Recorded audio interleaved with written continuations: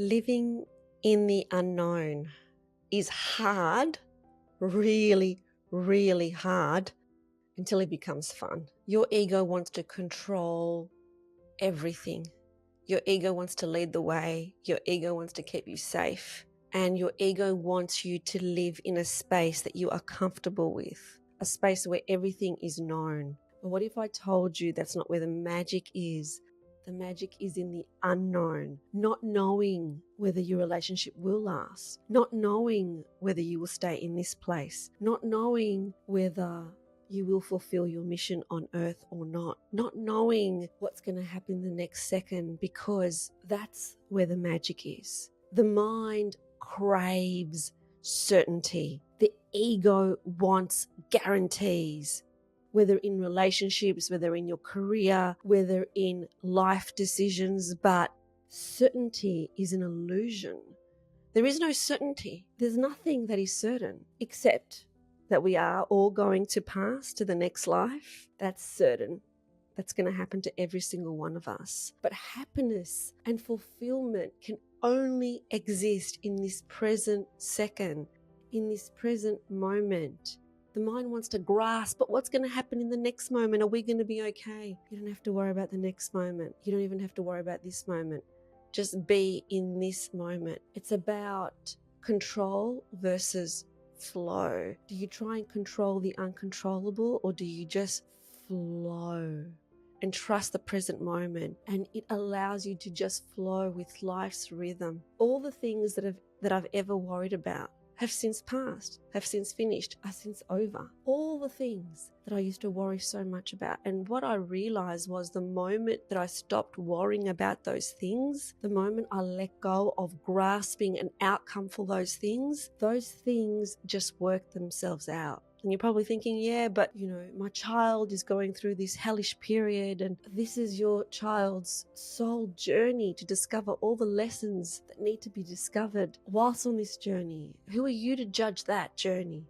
Who are you to know what's best for your child? You think you do because you're the parent, but that's a separate soul that has chosen you as their parent, but needs to experience this lifetime and needs to experience every part of this life. And the only way that we can live in gratitude is first to experience the hardship. How do we live in gratitude when everything goes our way? How do we know what happiness is if we've only experienced happiness? And this is why the soul chooses to reincarnate into this planet Earth. It's because all the experiences and all the emotions are available here. Grief is available here. Anger is available here. Guilt's available here. Sadness is available here. Devastation is available here. Depression is available here. And these are all experiences that the soul wants to experience, wants to know, hey, how does that feel? What does it feel like to be depressed? And so when we're in it, I'm not trying to make it like it's not important. When we're in it, I know I have been depressed, I have grieved. And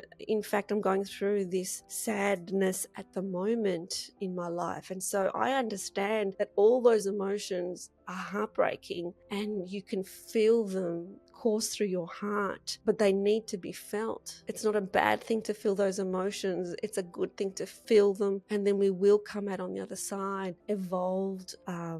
We would have learned a lesson, we would have grown, and our capacity to withhold changes going on around our life becomes bigger and bigger. The more things that happen, the more that we can actually hold that, and we can be okay with that, because we learn to trust life's intelligence and the masterpiece that is life, and everything unfolds exactly as it's meant to. When you stay present, you will always be guided towards the next step, because it just appears in front of you, and so you're not distracted from it. And so your inner compass absolutely knows. And you might ask yourself, yeah, but will this last? It doesn't need to last. It just needs to be felt at this moment. Even in a relationship, even in an intimate relationship, you don't need to know that it's going to last, because even if all the boxes were ticked and everything was perfect, you still don't know whether it's going to last. So just enjoy this moment. Are you enjoying that person's company in this moment? Then that's all you need to do.